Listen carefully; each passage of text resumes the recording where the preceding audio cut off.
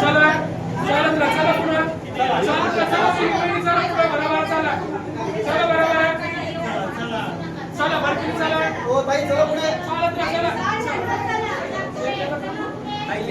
काही इकडे या बाहेर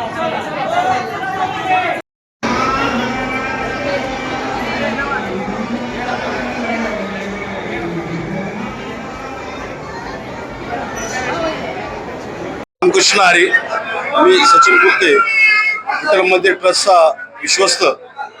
प्रतिवर्षी आषाढी एकादशी दिवशीनिमित्त या दौंड शहरामध्ये असंख्य भाविक या मंदिरामध्ये येत असतात. प्रति पंढरपूर असं समजलं जाणारं हे विठ्ठल मंदिर या भागातून तालुक्यातून या पंचक्रोशीतून 14 ते 15 पालख्या आपल्या या विठ्ठल मंदिरामध्ये येत असतात आणि हजारो काय लाखो भाविक सकाळी 5 वाजल्यापासून दर्शनाची सुरुवात होते, रात्री 9 ते 10 वाजेपर्यंत या दर्शन रांग असते. असं अत्यंत उत्साह या दौंड शहरामध्ये आहे आणि पालख्यांचं स्वागत, जंगी स्वागत संपूर्ण दौंड शहरातले सर्वच संस्था असतील, मंडळ असतील, सामाजिक संस्था असतील, पक्ष असतील, सगळेच जण या सर्व पालख्यांचं अतिशय आनंदामध्ये स्वागत करत असतात आणि या निमित्ताने हजारो भाविक या मंदिरामध्ये दर्शनाचा लाभ घेत असतात.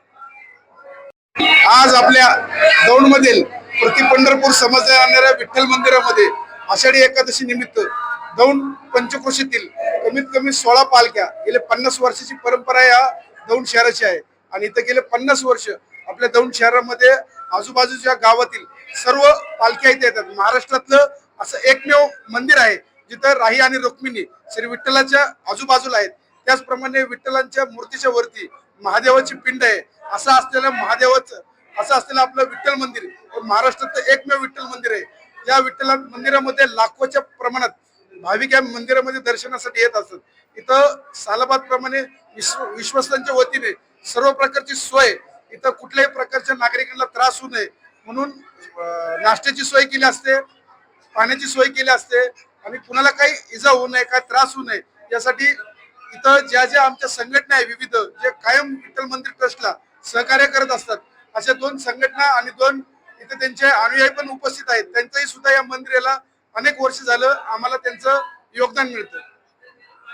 नमस्कार.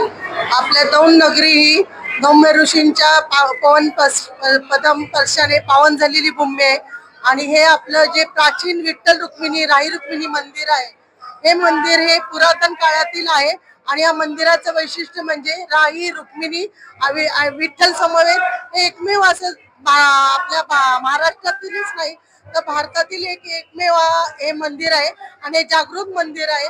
आज आमच्या दौंड नगरीमधील सर्व भाविक भक्त यांना ह्या दर्शनाचा लाभ होतो आणि पंचक्रोशीतील सर्व पालख्या, संतांच्या पालख्या इथे येत असतात आणि सर्वांना या पालखींचं दर्शन होत असतं आणि सर्व भाविक भक्त जेणेकरून महिला भगिनी पण उत्तमरित्या ह्या मंदिरामध्ये वर्षभर सेवा करीत असतात आणि आमच्या हे जे ट्रस्टी पण आहेत त्यांनी पण वर्षभर जे साधू संतांच्या ज्या पुण्यतिथी आणि जयंती होतात त्या पण खूप चांगल्या रीतीने सादर केलेले असतात. तर अशा पावनभूमीत आपल्या सगळ्यांचं स्वागत आणि बळीराजा सुखावू दे. आणि जे आता विद्यार्थ्यांवर जे चाललेलं आहे तर ते विद्यार्थी आणि सरकार यांच्यामध्ये समन्वय साधून योग्य असा न्याय विद्यार्थ्यांना, आमच्या जी भावी पिढी युवा वर्गाच्या हातात आहे तर त्यांना न्याय मिळू दे अशी पांडुरंग चरणी प्रार्थना करते. धन्यवाद. नमस्कार. हे विठ्ठल आणि राही रुक्मिणीचं जुनं मंदिर आहे. या मंदिरामध्ये सगळं जुनं आणि दगडांचं काम केलेलं आहे. त्याचप्रमाणे इथं सर्व पालख्या येतात, सर्व देवांच्या पालख्या इथे येतात, सर्व दर्शनासाठी इथे येतात. त्यासारखं पुण्य नाही. लोकांना प्रत्येक मंदिरात जावं लागतं दर्शनासाठी, पण इथे सर्वजण, सर्व महिला, सर्व देवांचं इथे दर्शन होतं. त्याचप्रमाणे इथे आलेल्या सर्व पालख्यांचे आभार, त्याच मंदिर वारकरी संप्रदायाचे आभार, या मंडळ आणि ट्रस्ट करणं माझे मनापासून आभार.